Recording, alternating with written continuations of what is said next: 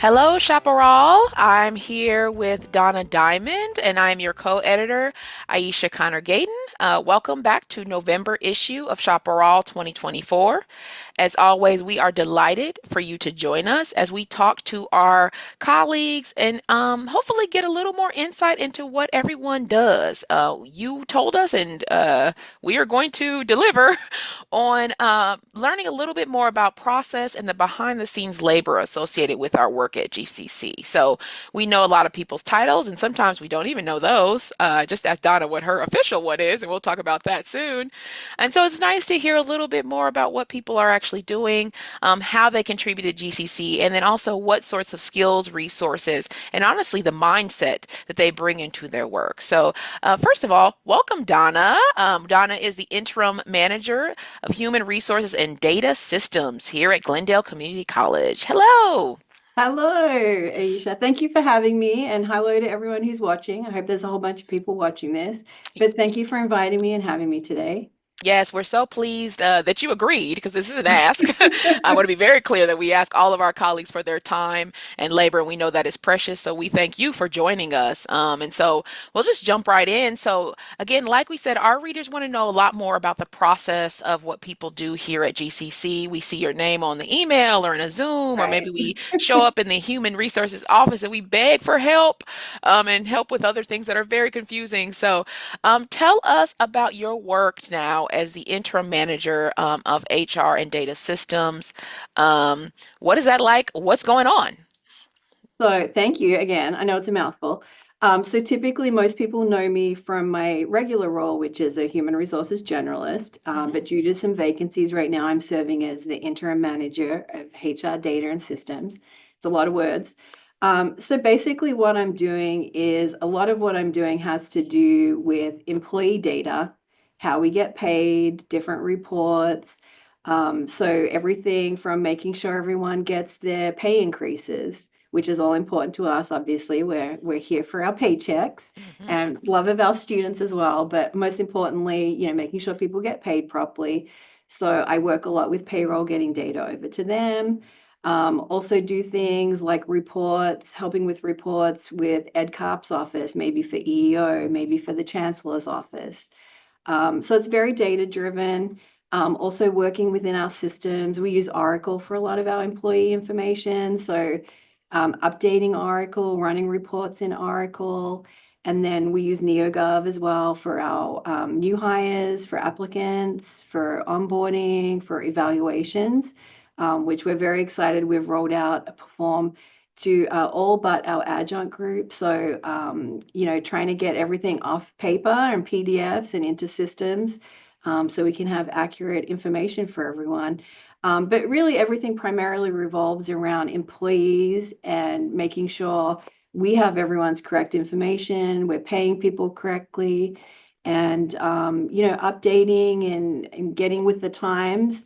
A lot of our paper processes have now gone, as I kind of led before, but just moving into the 21st century and electronic files and but primarily, like all of us in human resources, our role is to, hire new folks, retain our existing folks, and just take care of employees and make sure everyone is getting paid correctly. But yeah, just lots of numbers, lots of Excel spreadsheets and things like that. Yeah, I mean, you mentioned so many systems. I think one of the things about process, which is a word that comes up a lot, and Mhm. people very rarely actually explain how their work is related to process. But you've mentioned so many processes already, right? So like paying people and collaborating with payroll and onboarding, which is a whole nother process, and then the retention and the reporting of employee data so that we can get funding and get all of these really important programs supported. So, and you mentioned some resources as well, like Oracle and some of your systems. In this interim position that you find yourself, what are some specific skills that you find you kind of use along with these resources to do your job effectively? So I think, similar systems, like the systems I've already been using, but now I'm using them in different ways. So say for Oracle, a lot of what I did before as a generalist was entering new hire information, or someone gets promoted and you change their information in Oracle. And just so people know, Oracle then feeds information into PeopleSoft. So when we hire a new faculty member, we put them into Oracle, and then that information feeds into PeopleSoft. So instructional services and scheduling can, put people, attach them to their classes and all that good stuff. So just, I think instead of just doing that side of it, it's more kind of what I would say on the back end. So it's pulling reports. So instead of just entering people's information, I'm now pulling reports to send all the people who, and running processes, again, our word of the day, processes, running processes. So it shows who should get their salary increase and then sending that to payroll. So similar systems, but just different parts of it, I guess, would be the best way to talk about it. Lots of Excel spreadsheets and things like that. So even from a lot of us use Excel, but learning different things in Excel and different functions that I haven't used before. Oh wow. And how do you go about learning? Is this like I know there's like LinkedIn Learning is those like tutorial ones. Are you just doing like kind of like online courses? How do you actually learn like the advanced functions of Excel? I've never But tried. Oh, it can. So, every now and then, I would say pre-COVID, we would have, as part of professional development, they would offer Excel courses, which were good, Oh. beginners and intermediate. But I will say, a lot of the time, it's just Googling it, using YouTube, Hmm. using Hmm. different platforms. So it's like anything, whether it's changing a faucet in your house or learning how to do different things in Excel. YouTube is where I go a lot. So that's, and sometimes asking different colleagues, whether it's colleagues here, whether it's IT colleagues, or even payroll and accounting colleagues, because some of our stuff crosses over. But yeah, a lot of Googling of stuff and, trial and error, like with anything, right? Oh yeah, that's so definitely at the point of need. I can relate to that. We get a lot of requests, and I'm sure you do too in HR of kind of random things that you sure you did once, and you don't really Right. recall the process or even how to tap into the systems. I forget. I have a bookmark for something, and I have a login for it, but I could not tell you what to press or what menu. And so Google has really come a long way for us with that one. So For okay, that's good to sure. know. I know I'm Yeah. just assuming everyone's learning Excel in their own time, and I'm the only one that isn't. So it's No, no, good no. to hear And we're all then, Googling. well, and like you said, there's procedures and processes that I only run once a year or twice a Mhm. year. So it's like I have written processes, screenshots. Screenshots are very helpful if you can't remember. So that's a big part of it is training, and then if somebody else needs to do it. So as well as learning it, kind of documenting it so other people, if they need to do it, they can as well. Yeah. I think that's a big thing for me. I'm in distance education, so we document a lot.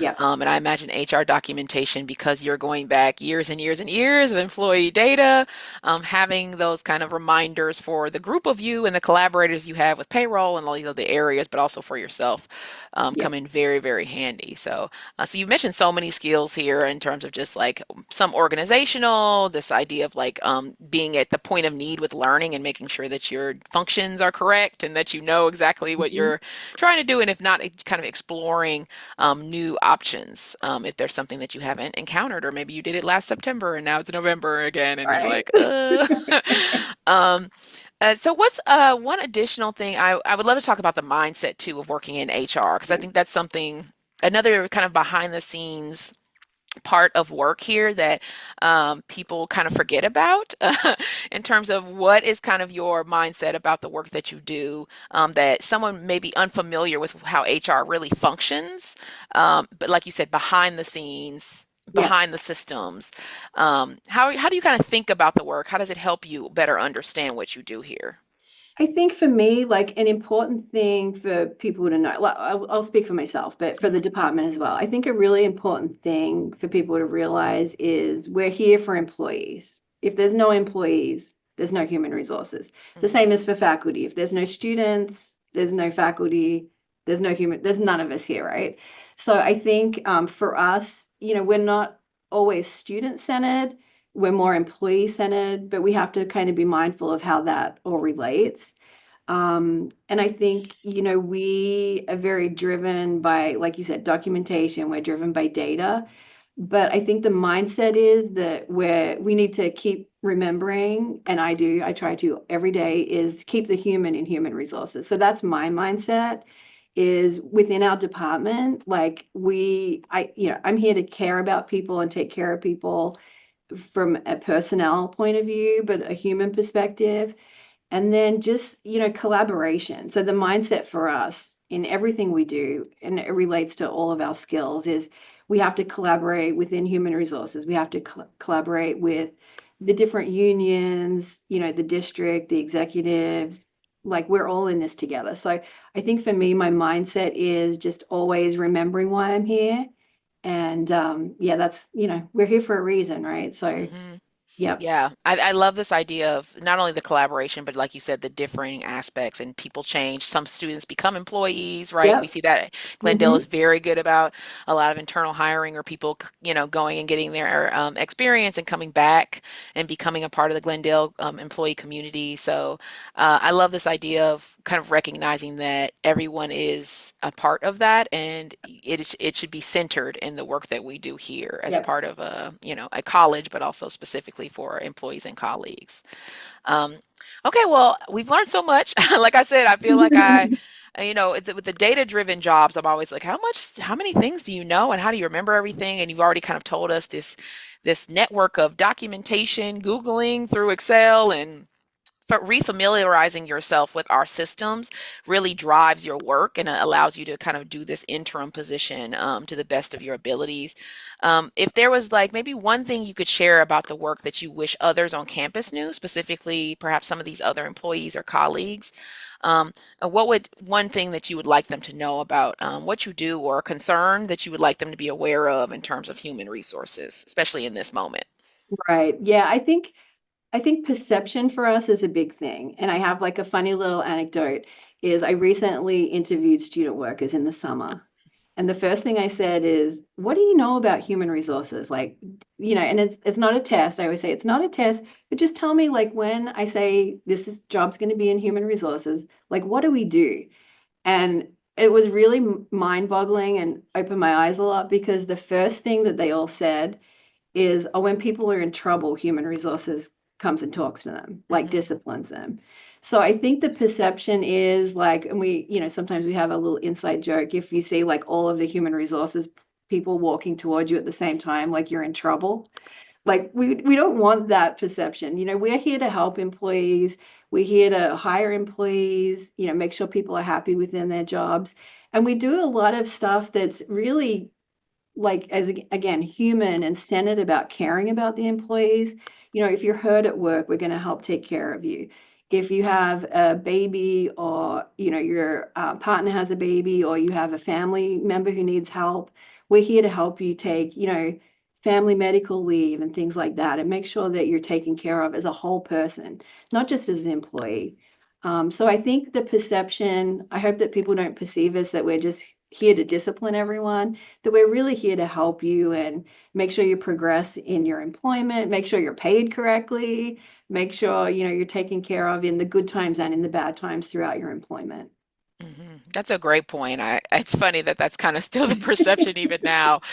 Yeah, Even though I know I am constantly sending emails to HR at Glendale about just random things that I yeah, come across, and someone always gets back to me and is very helpful about like, oh, this is, we changed this, or oh, you're right, this is, this thing is not quite where it should be, or oh, this you already sent this in, so you're good. right. So I think a lot of it is that kind of just being willing to ask. As a Yes, librarian, we tell this to our students all the time, but now we can absolutely extend this to our employees and colleagues here at Glendale. yes, Please please, ask HR please if you ask, have some right? questions. Yeah, Yeah, or and if you, yeah. people have questions, and sometimes it's like you go to an event and you'll have five different people say, "Hey, while you're here, can you answer this question?" Hmm. So I really try to go to events, even if it's for a few minutes, like different open houses, things like that, because I know there'll be at least one employee who may not call me or email me or come to my office, but they'll approach me. So I hope people know we're approachable. And I think finally, that's really important to us that if you have questions, don't try and work it out on your own. Of course, look at your guild contract, look at your CSCA contract. But if you can't work it out, ask us the question. And for us too, like guild and CSCA, they make changes all the time to the contract. So sometimes we're learning with you. We have to, and that's another thing sometimes people don't think about. Like if there's a change to a contract, if there's a change to a state or a local law or federal law, Chancellor's office has new regulations. We're always learning. So I think in human resources, and it's kind of like with faculty too, you should always be learning about your craft and what's changing. But I hope that people know we're always trying to adapt and change and just be here for the employees when they have questions. Yeah, and that's another great point, I think, to also give grace in that time too, because I think my favorite example is the counselors always having to like update all these insane things that come through the schools, like the Yep, CSU changes and UC, and I'm like, how do you keep up with all this shit? And they're like, we do our best. Like it really is a thing of every day you hear something happening. The elections occur, our guild negotiations occur. Like there's all these things that are funneling into the pot of change and adaptation for at sure. Glendale. And so to give your coworkers grace, perhaps even introduce them to something that's brand spanking new that you know about that they haven't heard yet. Right, You can say, hey, HR, I have a question. This thing came down and it affects me. Can you help me out? And now you can collaborate on that and figure out, hopefully, for a lot of other people who might have the same question. right. And So that's that's usually what mhm, happens, right? The same with your exactly. students. If one student raises their hands, five other students are like, oh, I had that same question. So glad you So, asked. Yeah. exactly, So exactly. good. That's so good to hear. Well, Donna, thank you so much. It's great not only hearing about the changes that are happening in the human resources department, but also in your position specifically, how we're kind of using our systems to the best of our abilities to make sure employees are one, being paid. And Yep. two, being taken care of, like you said, at those differing times of need, which contractually change all the Yes, time, that changes by too. Yep. state, local, and federal. Hmm. So we're very pleased and glad that we have you on board to help us kind of sift through all that, and hopefully teach us some Excel functions one day. So, Anytime. yes, much appreciated. So, Thanks, thank Aisha. you to Donna again for your time and your labor here in Human Resources. Thank you to you, readers slash listeners slash viewers of the Chaparral. I'm your co-editor, Aisha Connor Gayton, pronouns she, her, hers. If you have questions, comments, concerns to Chaparral, you know where to find us, chaparral at glendale.edu. If you have questions for HR, feel free to hit them up at hr at glendale.edu. You can also look on the directory to find Donna Diamond, spelled just like the jewel.